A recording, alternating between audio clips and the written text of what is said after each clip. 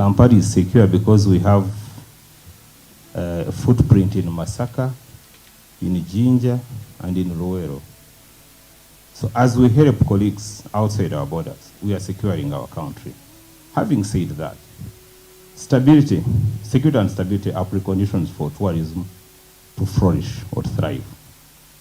Now, in those hard-to-reach areas, a tourist does not want to see physical uniform, does not want to see your members and tanks in the park. I don't want to see that. I need an environment. I've put in my money, I've flown from Belgium. I need that aura, that environment of peace and security.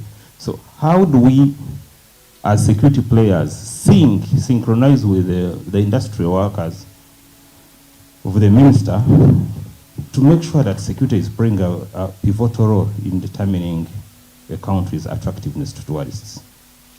And tourists choose these destinations they Google, what is the crime rate? When was the last time they had a terrorism incident? How is the political instability? What are the health risks? We know that Ebola normally from Sudan or Congo hemorrhagic fever normally affects these places. So to me, the mitigation factors should be security players, not only UPDF, police, border security, customs people, immigration, coming together with the tourism professionals to think jointly. Why do people go to Rome? Religious tourism. They want to go and see the Vatican. They want to go and see historical things like the Colosseum. You know, we watched those days when the Roman time, they would make, for entertainment, people fight with lions. That big building is still there. Why do people go to Dubai? Is there a big five there? They go and climb a long building, right? Or ride in a desert. Okay? Why do people go to the coast? Is there a big five there? No, they go to the water. Now, West Nile, we have the longest motorable section of the Nile. 210 kilometers from the delta to Nimule. Motorable, no falls, no rocks. Okay?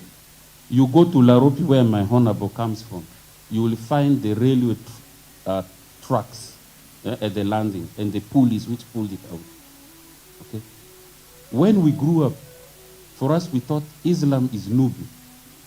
Okay? We called any Muslim a Nubi because we are the ones who created it from here, and we went to establish Uganda. By the way, Uganda started from here.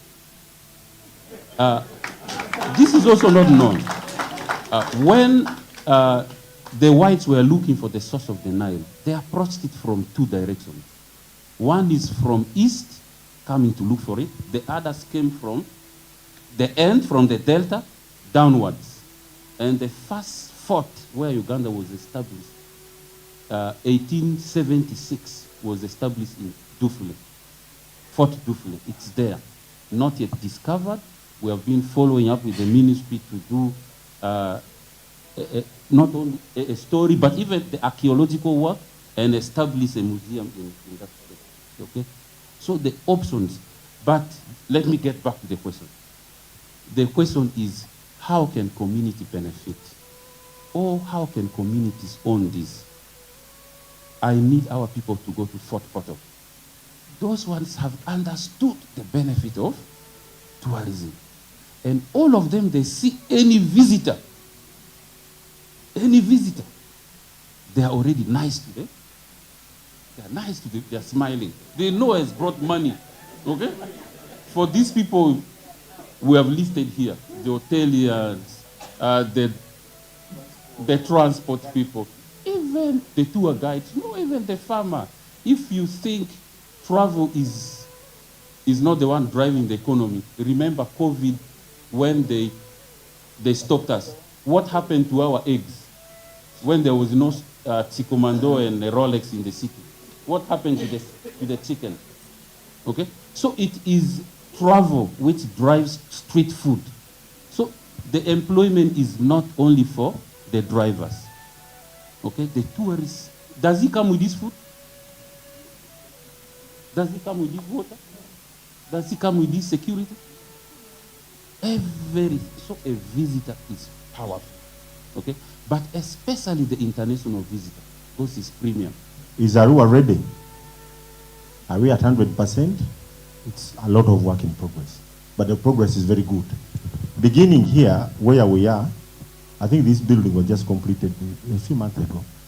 What does that show? There is now momentum from the business community, and we've been discussing the PPP approach. We already advanced on the multi-purpose hall. We have attracted some business people. We are fundraising under the support of UNCDF to inject money to put up a 10-storied building that will have hotels, conference rooms, and of course the exhibition areas, and so forth and so on. We are already in discussion with the Hotel Association. Chairman is here. How do we classify? How do we make what we have first better? Because when you want new, first manage what you have. So through these engagements of the PPP, public-private partnerships, we want to streamline the hotels we have, make them clean, sanitation, make people through the university, of course with your support, the hospitality industry.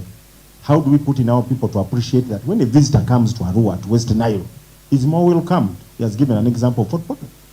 How does a visitor feel comfortable and stay more and spend more in Arua city? Those are all the skills we need to bring on board. And I think these are the discussions we need to continue before we bring in a new. Because I've also seen tourists may not necessarily be in very high-end hotels. We can also designate places for backpacks. People want to sleep outside. They have high value. But when they come here, they also want to interact with communities. Go untouched, but beautiful. Can we have a direction using our traditional construction materials and attract people? They will even be attracted more to that than high ceiling, than all this technology. Two, the food. We need to make sure that all the food that we plant is sustainable, is here. All hotels must have continuous supply of food, the vegetables, which we have very good. We must preserve our green, because tourism is not also about building. Some people can come for golf. We have a 9-hole golf course. How do we make it much more functional? How do we work with all our cultural leaders and everybody? Chairpersons are all here across West Nile. How do we preserve the green spaces we have? Some people want to come for leisure, just to come and rest from all this hustle and bustle. Do we have areas designated for resting places? Just someone to think? From the fact that our borders were not designed by ourselves, but some people start in Bahrain and we're just dividing as if you are dividing a bread of portion dining table. And by doing that, they left tribes on either side. I don't want to go into history, but we've had Agra war in Busia and Moda war in Cross. We have in Kasese, we have a king of the Bakonzo, where he's commanding 20%, but he's 80% of the Banande. This is one tribe just called Bakonzo Banande, the other side. But where 80% is across the other side. Would you stop his people from visiting him? Likewise, we have where our Honorable Minister comes from, that is in Rwebisengo, in Toroko. We have Chef Rutahaba across. I think Chef is the chef of Brasi and Metego or Brasi Aron. But his father is on the Ugandan side, in Rwebisengo. Likewise, you have heard how Arua has been part of Sudan, part of Congo, part of Uganda. Earlier this month, moderator, we are having a joint South Sudan, Uganda generals going through the border issues. And one elder told me that, our problem is that President Amin was first South Sudanese, later he became Ugandan. So this is why we have some of these quarrels. And for us, we are solving it amicably. I'm sure most of you know that Uganda is a guarantor of the peace of South Sudan. Now, having said that, Our own president has demonstrated that we are Africans and we should not be restrictive on these borders. But he has not told you to compromise your security. You can do your security, whatever protocols, but within the higher commander's intent. And that's why we are the biggest host of refugees. Apart from Syria and other places, we are like number 2 or 3, but we are number 1 in Africa. Now, having said that, moderator, it brings me back to us. We are the problem. We know very well that enabling this smooth flow from South Sudan, from Congo, our brothers and sisters coming in, brings us revenue. The places we neighbor with are still, they are rich. First of all, the people who come here, by the way, they are rich. Some are mineral dealers. Some are big time traders. Before South Sudan got problems, the flow of dollars in Gulu was too much. We lack hotels. People come and visit the reserve. They have nowhere to stay. They have nowhere to get food. As we are having the rhinos as well, we shall get the opportunity of having good roads. Already work is going on, and that increases accessibility and of markets for our goods. And once we also have hotels, we shall have people selling their food crops to these hotels. Tour companies will come in, camping sites. We need camping sites around the protected areas. And then security-wise, it will be improved because we are bringing in more forces. When I talk of recruitment of rangers, these are well-trained personnel, and we don't work alone. Lastly, I come to you, Commissioner. We did Gazette. They gave us, it's about agreeing with the institution, and I'm sure one of the ministers is here from Arur. We've worked with them. We always have the Prime Minister with us.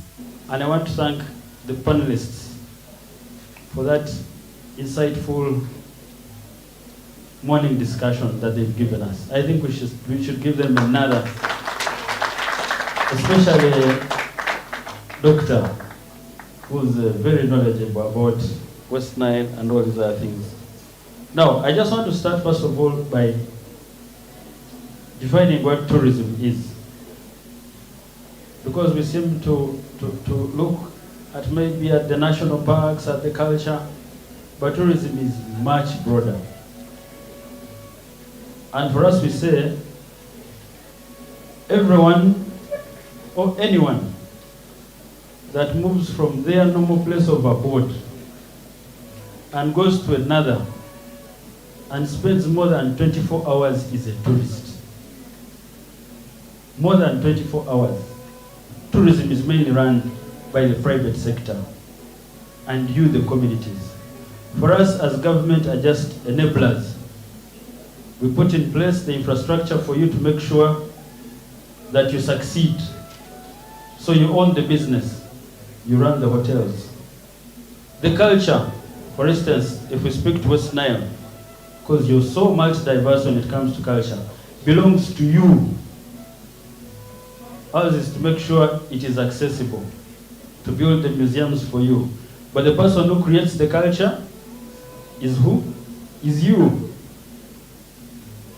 And there is a lot of competition in Uganda for the Ministry of Tourism to support so many cultural institutions. Of course, we don't have the resources to support everyone, but whoever is organized enough is the one who will easily move here. So ours as government really is to enable, but the rest is yours. These are beautiful hotels.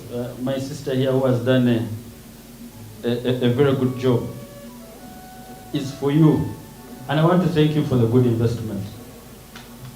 When I was coming in last night, if you go on the Google Maps and you just look for hotels, The town clerk was telling us there are around 2,000 rooms here.